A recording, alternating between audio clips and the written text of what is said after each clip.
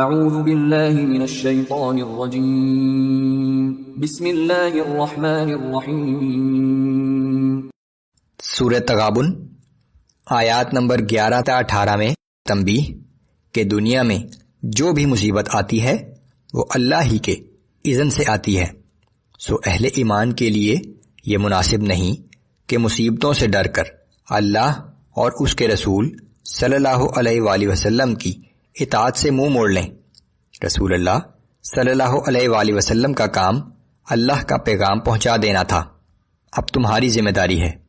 مسلمانوں کو تنبیہ کہ بسا اوقات انسان کے بیوی بچے اس کے لیے فتنہ بن جاتے ہیں، سو احتیاط سے کام لیں، لیکن ان سے عفو و درگزر کا معاملہ کریں۔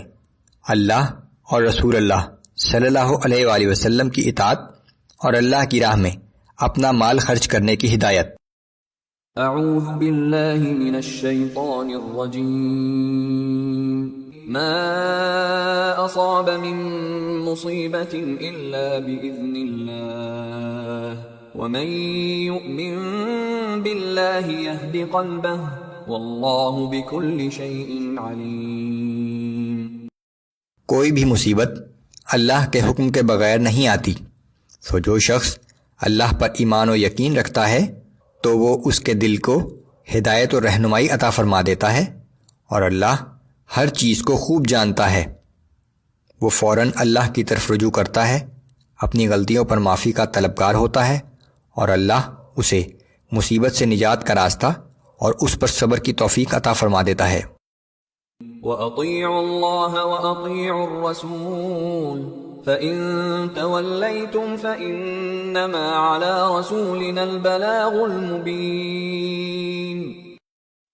اللہ اور اس کے رسول کی اطاعت و فرمانبرداری کرو، اور اگر تم روگردانی کرو گے تو جان لو کہ ہمارے رسول کے ذمہ تو صرف واضح طور پر ہمارے احکام کو تم تک پہنچا دینا تھا۔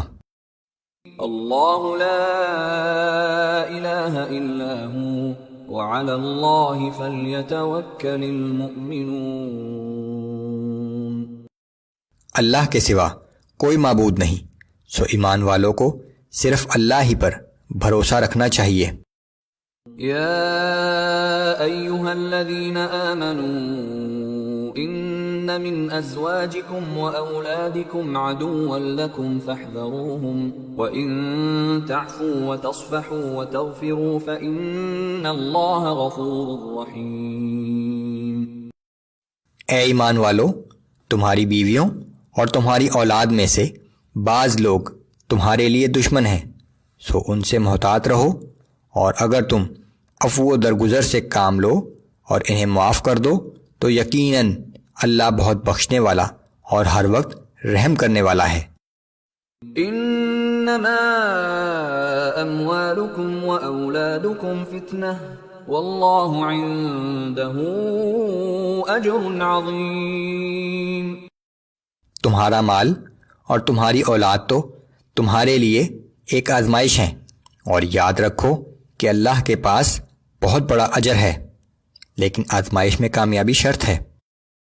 فاتقوا اللہ ما استطعتم واسمعوا واطیعوا وانفقوا خیرا لانفسکم۔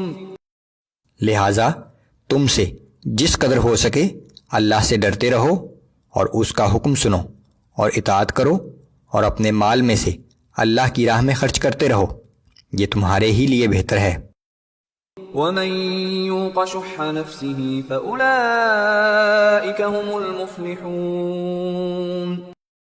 اور جس شخص کو اپنے نفس کی حرص سے بچا لیا گیا تو ایسے ہی لوگ فلاح پانے والے ہیں۔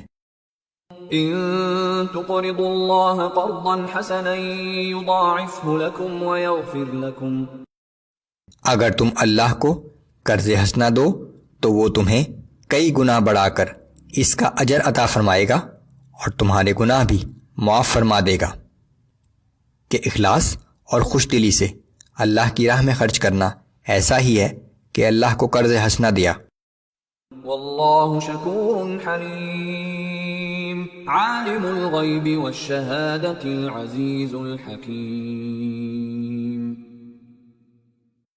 اللہ بڑا ہی قدردان اور بڑے تحمل والا ہے، اور وہ ہر پوشیدہ اور ظاہر چیز کا جاننے والا، بہت ہی زبردست اور بڑی حکمت والا ہے۔